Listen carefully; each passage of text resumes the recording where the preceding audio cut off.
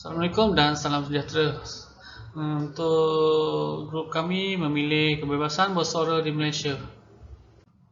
Sebelum itu saya perkenalkan ahli-ahli kumpulan saya, iaitu yang pertama Muhammad Wan Faris Syatuan bin Wan Hussein, nombor metrik 260890.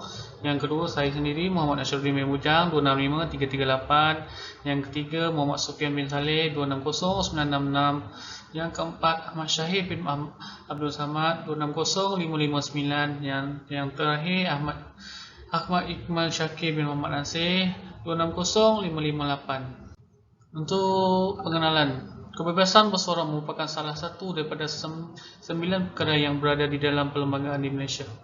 Kebebasan bersuara merupakan perkara yang dinyatakan pada bahagian kedua Perlembagaan Persekutuan, iaitu kebebasan asasi.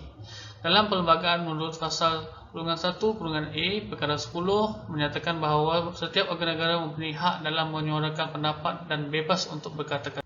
Malaysia merupakan sebuah negara yang mengamalkan sistem demokrasi berparlimen, akan menyokong prinsip-prinsip sebuah negara demokrasi. Antara ciri-ciri utama sebuah negara demokrasi ialah amalan kebebasan bersuara. Ciri-ciri ini amat diperlukan untuk menjamin perpaduan dan keharmonian yang ada di Malaysia. Kebebasan bersuara boleh disampaikan secara lisan, tulisan, slogan, lakonan ataupun ekspresi. Okey, Assalamualaikum dan selamat malam semua. Saya 260966 Muhammad Sufian bin Saleh. Okey, saya sambung daripada slide yang seterusnya, iaitu hak kebebasan bersuara. Okey, yang pertama, kebebasan bersuara adalah perbuatan di mana masyarakat dibenarkan untuk menyuarakan pendapat tanpa sebarang batas maupun dengan tapisan tertentu.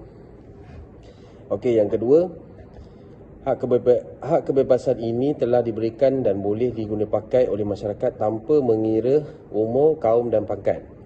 Okey, yang ketiga, hak ini berhak digunakan oleh sesiapa sahaja untuk kebaikan diri mereka sendiri maupun untuk kebaikan masyarakat setempat. Okey, yang seterusnya, had atau sekatan ke atas hak kebebasan bersuara. Okey, Akta Keselamatan Dalam Negeri 1960. Melalui akta ini, sesiapa yang mengeluarkan atau menulis pernyataan yang dijangkakan boleh mengancam keselamatan negara, boleh ditahan oleh pihak polis selama 60 hari berturut-turut tanpa perbicaraan dan boleh dilanjutkan sehingga 2 tahun. Okey, sekian. Terima kasih. Assalamualaikum warahmatullahi wabarakatuh. Saya Ahmad Iqmal Syakir Muhammad Nasir akan sambung pembentangan mengenai Akta Sultan 1948. Seseorang akan dikenakan tindakan di bawah akta ini apabila seseorang itu melakukan perbuatan, ucapan atau penerbitan yang mempunyai kecenderungan untuk menghasut dan menimbulkan permusuhan.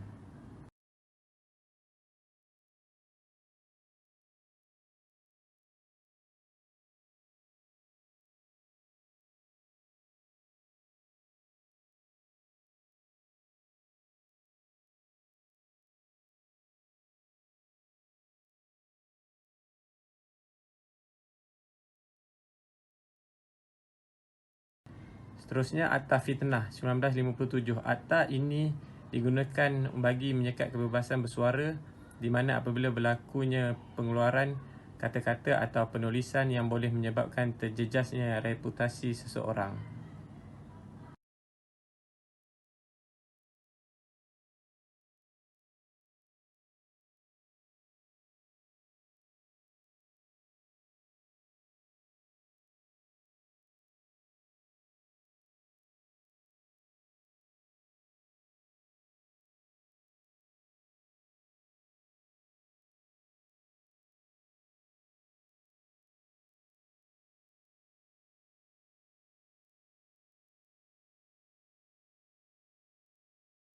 Assalamualaikum warahmatullahi wabarakatuh.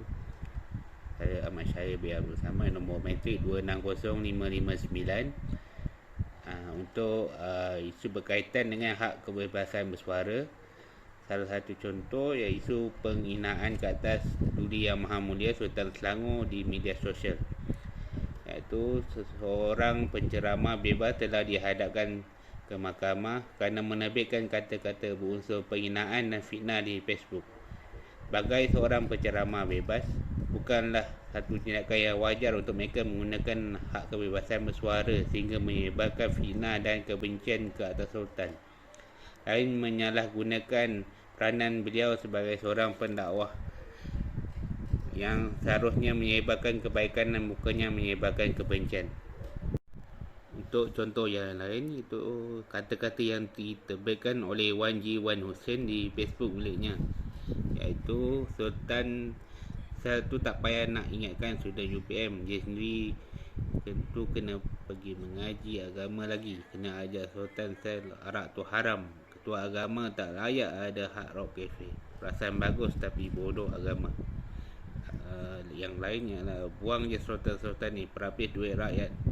Sultan Selangor mengadap kempen projek pembodohan di universiti. Maksud misi untuk jadi bijak, si syaitan ini buat projek pembodohan. Bila orang bodoh dia akan berkuasa, pihak orang moden. Seterusnya ayat yang dikatakan oleh Wan Ji ialah nak kaya dalam keadaan bodoh adalah jadi sultan. Seterusnya saya serahkan kepada rakan saya. Assalamualaikum warahmatullahi wabarakatuh. Saya Wan Muhammad Faris Azwan bin Hussein, nombor metrik 260890. Saya akan present tentang hukuman terhadap Wan Ji Wan Hussein. Okey, beliau telah menghadapi pertuduhan di bawah Seksyen 4-1-C Akta Hasutan 1948, iaitu denda maksimum sebanyak RM5,000 atau penjara tidak melebihi 3 tahun atau kedua-duanya bagi kesalahan pertama.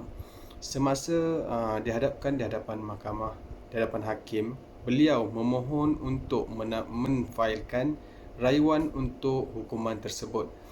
Namun setelah perbicaraan pada 9 Julai 2019, Mahkamah Tinggi telah menolak rayuan dari pihak tertuduh dan menambah hukuman penjara ke atas Wan Ji Wan Hussein dari 9 bulan ke 1 tahun penjara atas kesalahan yang telah dilakukan olehnya.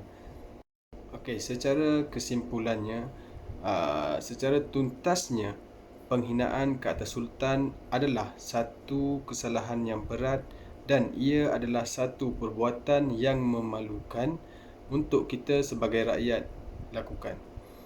Pengguna hak kebebasan bersuara untuk menyuarakan dan menyebarkan kata-kata kesat ke atas institusi raja-raja adalah perbuatan yang kurang bijak untuk dilakukan. Sudah sampai masanya pihak kerajaan mengambil tindakan yang sekeras-kerasnya untuk membuka mata dan dijadikan sebagai pengajaran kepada pengguna-pengguna di laman sosial yang lain. Okey, sekian, terima kasih dari kami semua.